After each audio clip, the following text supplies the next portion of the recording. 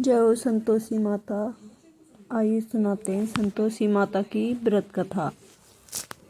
बार व्रत करने का उद्देश्य नवग्रहों की शांति करना है। इस व्रत इसलिए भी श्रेष्ठ माना जाता है क्योंकि यह व्रत सप्ताह में एक नियम दिन पर रखा जाता है। आइए सुनाते हैं संतोषी माता की कथा। शुक्रवार का व्रत भगवान शुक्र के साथ संतोषी माता वैभव देवी का भी पूजन किया जाता है।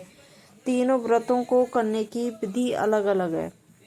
शुक्रवार का व्रत धन, विवाह, संतान, भौतिक सुखों की प्राप्ति के लिए किया जाता है। इस व्रत को किसी भी मास के शुक्ल पक्ष के प्रथम शुक्रवार के दिन किया जाता है। इस दिन करने वाले स्त्री पुरुष खट्टी चीज का ना ही स्पर्श करें, ना ही खाएं। गुड़ चने का प्रसाद स्वयं भी अवश्य खाना चाहिए। भोजन में कोई खट्टी चीज, अचार, खट्टा फल नहीं खाना चाहिए। व्रत करने वाले के परिवार के लोग भी इस दिन कोई खटाई चीज नहीं खाएं। आइए सुनाते हैं व्रत कथा। एक बुढ़िया थी, उसका एक ही पुत्र था। बुढ़िया पुत्र के विवाह के बाद बहू से घर के सारे काम करवाती थी, परंतु उसे ठीक से खाना नहीं देती थी। ये सब उसका लड़का देखता पर माँ से कुछ नहीं कह पाता। बहू दिन भर काम में लगी रहती, उपले थापती, रोटी से रसोई करती, बर्तन साफ करती, कपड़े धोती। इसी में उसका सारा समय बीत जाता। काफी सोच विचार कर एक दिन लड़का माँ से बोला, माँ मैं परदेश जा रहा हूँ। माँ को बेटी की बात पसंद आ गई, उसे जाने की आज्ञा दे दी। उसके बाद वह अपनी पत्नी के पास आकर बोला, मैं परदेश जा रहा हूँ और अपनी कुछ निशानी दे दो। बहू बोली, मेरे पास तो निशानी देने योग्य कुछ भी नहीं है। यह कहकर वह पति के चरणों में गिरकर रोने लगी। इससे पति के जूतों में गोबर से सने हाथों से छाप बन गई।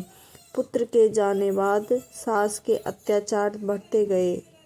एक दिन बहू दुखी होकर मंदिर चली गई। वहां उसने देखा बहुत सी स्त्रियां पूजा कर रही थीं। उसने स्त्री से व्रत के बारे में जानकारी ली। वे बोली, हम संतोषी माता का व्रत करती हैं, इससे सभी प्रकार के कष्टों का नाश होता है। स्त्री ने बताया, शुक्रवार को नहा धोकर एक लोटे में शुद्ध जल से गुड़ चने का प्रसाद लेकर सच्चे मन से माँ का पूजन करना चाहिए। खटाई भूल कर भी मत खाना और ना ही किसी को देना। एक वक्त भोजन करना।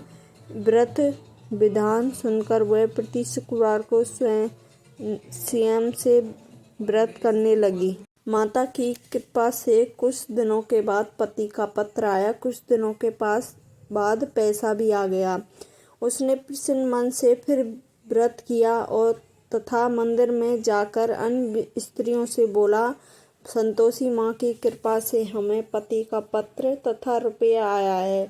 अन्य सभी स्त्रियां भी श्रद्धा से व्रत करने लगीं। बहू ने कहा, हे माँ, जब मेरा पति घर आ जाएगा तो मैं तुम्हारे व्रत का उद्यापन करूंगी। अब एक रात संतोषी माँ ने उसके पति को स्वप्न दिया और कहा, तुम अपने घर क्यों नहीं जाते हो? तो वह कहने लगा, सेठ का सारा सामान अभी बिका नहीं है, रुपये भी नहीं आया है। उसने सेठ को स्वप्न में सारी बात कही और घर जाने की इजाज़त मांगी, पर सेठ ने इनकार कर दिया। माँ की कृपा से कई व्यापारी आए, सोना चांदी और अन्य सामान खरीद कर ले गए। कर्जदार भी रुपया लौटा गए। अब तो साहूकार ने उसे घर जाने की इजाज़त दे दी। घर आकर पुत्र ने अपनी माँ और पत्नी को बहुत सारे रुपए दिए। पत्नी ने कहा कि मुझे माँ संतोषी माता के व्रत का उद्यापन करना है। उसने सभी को न्योता दे उद्यापन की सारी तैयारी की। पड़ोसन की एक स्त्री उसे सुखी देखकर ईर्ष्या करने लगी थी। उसने अपने बच्चों को सिखा दिया, तुम भोजन के समय खटाई जरूर मांगना। उद्यापन के समय खाना खाते बच्चे खटाई के लिए मचल उठे तो बहू ने पैसा देकर उन्हें बहला दिया। बच्चे दुकान से उन पैसों की इमली खटाई खरीदकर खाने लगे तो बहू पर माता ने कोप किया।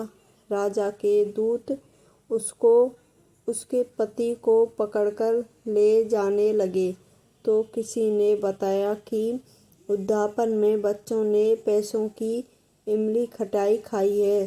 तो बहू ने पूर्ण व्रत के उद्यापन का संकल्प किया। संकल्प के बाद वह मंदिर से निकली तो रास्ते में पति आता दिखाई दिया। पति बोला, इतना धन जो कमाया है उसका टैक्स राजा ने मांगा था।